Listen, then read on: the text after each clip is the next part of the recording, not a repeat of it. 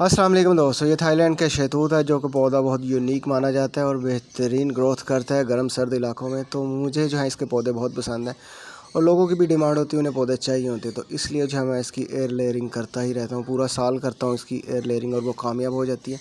तो पूरा साल आप किस तरह हर पौधे की एयर लेयरिंग कामयाब कर सकते हैं, इस वीडियो में मैं आपको बताऊँगा। सभी टिप्स दूँगा कि आपकी जो एयर लेयरिंग है वो नाकाम नहीं होगी। तो चलें वीडियो स्टार्ट करते हैं।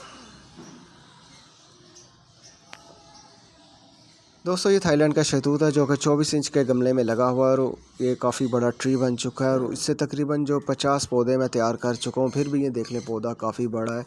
अगर ज़मीन में लगा हो तो ये 2 साल में ही बहुत बड़ा ट्री बन जाता है। गमले में भी ये बहुत अच्छा ग्रोथ करता है, फल बहुत अच्छा है और इससे जो आप सारा साल एयर लेयरिंग के ज़रिए पौधे तैयार कर सकते हैं।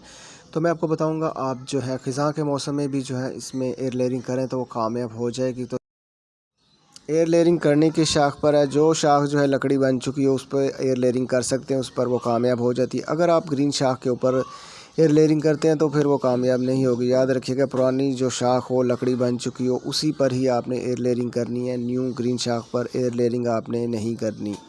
तो किस शाख के ऊपर आप एयर लेयरिंग नहीं कर सकते, ये शाख देख लें, बिल्कुल ग्रीन शाख है, न्यू निकल रही है, लेकिन थोड़ी सी पुरानी हो चुकी है, लेकिन अभी भी जो है ये ग्रीन है। तो ऐसी शाख के ऊपर आपने एयर लेयरिंग नहीं करनी, क्योंकि इस तरह की शाख के ऊपर रूट्स नहीं निकलेंगी तो आपका जो टाइम है वो ज़ाया होगा और आप डिसाइड होंगे कि यार हम कर रहे हैं लेकिन कामयाब। इस शाख के ऊपर जो मैं एयर लेयरिंग करूँगा, तकरीबन इससे मिलती जुलती साइज़ की शाखें हैं जिसके ऊपर मैं एयर लेयरिंग कर रहा हूँ, ठीक है। तो दोस्तों, करना क्या होता है कि इसके ऊपर जो हमने छिलका है वो उतार देना है। उसके नीचे जो वाइट कलर की लकड़ी निकलेगी वही हमने रखनी है। इसका छिलका हमने अच्छी तरह उतार देना है और 1 इंच या 2 इंच, इससे ज़्यादा अपने हिस्से का जो है छिलका नहीं उतारना। अगर आप इतने हिस्से का छिलका उतारेंगे तभी जो है आपको फास्ट और अच्छा रिज़ल्ट मिलेगा। जितना बड़ा साइज़ करेंगे उतना ही मुश्किल होता जाएगा इसका रूट्स का निकलना। उसके बाद करना क्या, आपने मट्टी लेनी है, सिंपल फल मट्टी ले लें, कुछ भी ऐड कर सकते हैं, जैसे गोबर इसमें ऐड कर सकते हैं या कोकोपीट माउस पीट ऐड कर सकते हैं नमी को बरकरार रखने के लिए, लेकिन मैं सिंपल फल मट्टी यूज़ कर रहा हूँ। मट्टी आपकी इतनी गीली होनी चाहिए ताकि वो जो पानी है उसमें से टपक ना रहा हो, उसे आप लगाएं तो वो आराम से जो है इसके ऊपर चिपक जाए, ठीक है। अगर आपने पानी ज़्यादा डाला होगा तो मट्टी जो है वो नीचे गिरना शुरू हो जाएगी। तो आपने जो है इस तरह इसके ऊपर लगा देना है जहाँ से हमने छिलका उतारा होगा। उसके बाद जो है पॉली बैग इसके ऊपर मैं लगा रहा हूँ ताकि हवा और पानी जो है इसके अंदर ना जाए। अगर वो ना जाएगा तभी जो है रूट्स इसकी निकलेंगी, ठीक है। आपने इस तरह जो है पॉली बैग इसके ऊपर लगा देना है। पॉली बैग लगाने के बाद जो है आपने दोनों तरफ से जो है इसे बांध देना है किसी भी रस्सी से या टेप की मदद से। मकसद ये है कि इसके अंदर हवा और पानी ना जाए, लेकिन आपने इतनी टाइट नहीं बांधनी कि इसकी जो वेन है वो रुक जाए और तब भी जो है रूट्स नहीं निकलती, ठीक है। आपने इस चीज़ का ख्याल रखना है कि वैसा आपने हल्का सा बांध देना है। मकसद इसका ये है कि हवा और पानी इसके अंदर ना जाए। दोस्तों, ये एयर लेयरिंग जो है मैं ख़िज़ा के मौसम में कर रहा हूँ, मतलब कि अगस्त का मौसम आ चुका है जिसमें बहुत तेज़ गर्मी पड़ रही है और बिल्कुल भी बारिशों का कोई सीन नहीं है। तो उसमें जो है हमें एयर लेयरिंग कामयाब करने के लिए जो है डीएपी इस्तेमाल करनी पड़ेगी। डीएपी का सिंपल मैं आपको हल बता देता हूँ, वो करती क्या है, उसका काम होता है रूट्स को तेज़ी से निकालना और गहरी करना और पौधे को बहुत जल्द जो है बड़ा करना। तो इसके लिए अगर आप डीएपी यूज़ करते हैं, इतनी सी डीएपी जो है मैं इस पौधे को एयर लेयरिंग जब मैंने की है तो उसके बाद मैंने एक दफ़ा इसे दी है ताकि जो है ये पौधे को बूस्ट करे, ताकत दे, ताकि ये जल्दी से जो है रूट्स निकाले। तो आप अगर ये इस्तेमाल करते हैं एयर लेयरिंग करने के बाद तो बहुत अच्छा आपको रिज़ल्ट मिलेगा। अगर आप ये नहीं करते फिर जाके आपको एयर लेयरिंग की जो रूट्स हैं निकलेंगी तो सही, लेकिन काफ़ी टाइम बाद निकलेंगी। ये खाद देने के तकरीबन जो है 30 दिन बाद का मैं फिर आपको रिज़ल्ट दिखाऊंगा। दोस्तों, जब हम गर्मियों को एयर लेयरिंग करते हैं तो होता क्या है कि सॉइल जो होती है वो ड्राई हो जाती है, क्योंकि सबके पास ऐसी लोकेशन नहीं होती कि जहाँ पर धूप ना आ रही हो।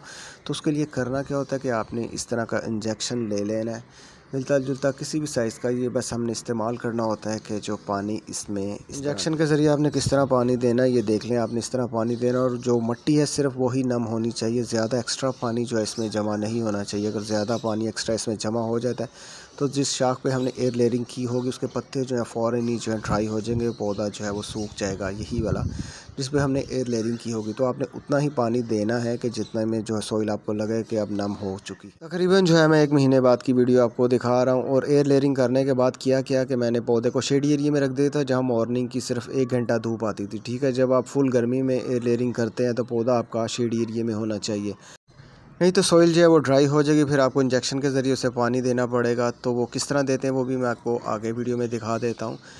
तो आप जो हैं किसी भी महीने जो है एयर लेयरिंग कर सकते हैं, लेकिन गर्मी जब आएगी फिर जो सॉइल ड्राई होगी तब जाके आपने इंजेक्शन के ज़रिए पानी देना और पौधे को जो है आपने शेडी एरिया में रखना। तरीक़ाकार यही है कि आप इस तरह जो है हर पौधे की एयर लेयरिंग कर सकते हैं और हर महीने कर सकते हैं। ठीक है, मैं तकरीबन पूरा साल ही एयर लेयरिंग करता रहता हूँ, तजर्बे करता हूँ कि किस महीने कामयाब हो रही है और किस महीने नहीं हो। पहले जो मैंने वीडियो बनाई उसमें जो है मैंने बरसात के मौसम में किया था, मसलन अगस्त 1 महीना पहले मैंने एयर लेयरिंग की थी। उसमें बारिशें बहुत हुई, तकरीबन 5 से 6-7 दिन बाद ही जो है मुझे रूट्स निकलना शुरू हो गई थी, नज़र आ गई थी। लेकिन अब जो मैंने अगस्त में की थी इसमें बहुत तेज़ धूप थी, बहुत तेज़ गर्मी थी, तो उसमें किया मैंने कि उसे मैंने शेडी एरिया में पौधे को रखा और गर्मी से बचाया। इसकी यही वजह हुई कि ये जो एयर लेयरिंग है कामयाब हो गई। अगर इसे मैंने धूप में रखा होता तब जाके मुश्किल हो जाना था, सॉइल ड्राई हो जानी थी और इंजेक्शन के ज़रिए पानी देना था, तब भी जो चांस होता है कम होता है, क्योंकि हम उसे पानी खुद दे रहे होते हैं, तो फिर भी वो नाकाम हो जाती है। लेकिन कामयाब भी हो जाती है, हमें ट्राई करनी चाहिए। तो आप भी जो है किसी भी मौसम में एयर लेयरिंग कर सकते हैं, यानी कि गर्मी होगी तो आपने जो है पौधे को शेडी एरिया में रखना है, अगर आप सर्दी में कर रहे हैं तो पौधा धूप में होना चाहिए।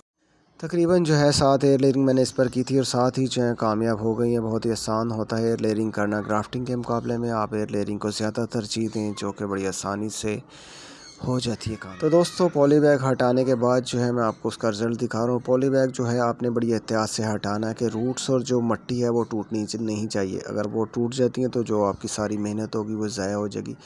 तब भी जो है आप पौधा गमले में लगाते हैं तो वो फिर जो है ग्रो नहीं करेगा। तो आपने इस चीज़ का भी ख्याल रखना है कि एहतियात। उसके बाद आपने क्या करना है, पौधे को जो है गमले में लगा देना और पौधे को आपने जो है 2 से 3 मंथ तक जो शेडी एरिया में ही रखना है, क्योंकि ये वैसे भी जो है गर्मी को पसंद नहीं करता। ठीक है, एयर लेयरिंग करने के बाद जो है पौधा आपने हमेशा 2 से 3 मंथ जो है शेडी एरिया में रखना है, तब वो जो है फिर ड्राई नहीं होगा, ना जलेगा। तो इस चीज़ का भी आपने ख़ास ख्याल रखना है। तो दोस्तों जब आपने एयर लेयरिंग कर ली, पौधा गमले में लगा दिया, तो उसके बाद जो है आपने पानी जो है बहुत अच्छी तरह देना है पहली बार। उसके बाद जब सॉइल ड्राई हो तभी आपने पानी देना और पौधा जो है आपका शेडी एरिया में ही रहना चाहिए 2 से 3 मंथ। उसे आपने धूप में नहीं रखना। अगर आप धूप में रखेंगे तो फ़ौरन जो है पौधा आपका ड्राई हो जाएगा, सारी मेहनत आपकी ज़ाया हो जाएगी। ये तकरीबन 17 पौधे हैं जो कि मैंने लोगों को देने हैं। कुछ जो बच जाएंगे तो वो मैं अपने लिए रख लूँगा, क्योंकि ये मुझे पौधा बहुत ही पसंद है और मैं डर में होता हूँ कि कहीं ये जो पौधे हैं मर ना जाए, मेरे पास ख़त्म ना हो जाए, क्योंकि ये आगे मिल नहीं रहे, ना ही किसी के पास पड़े हुए हैं और देखने में बड़े खूबसूरत है और उसका फल का जायका बहुत मीठा है। तो सही है, 2 से 3 मंथ आपने इसे शेडी एरिया में ही रखना है पौधे को।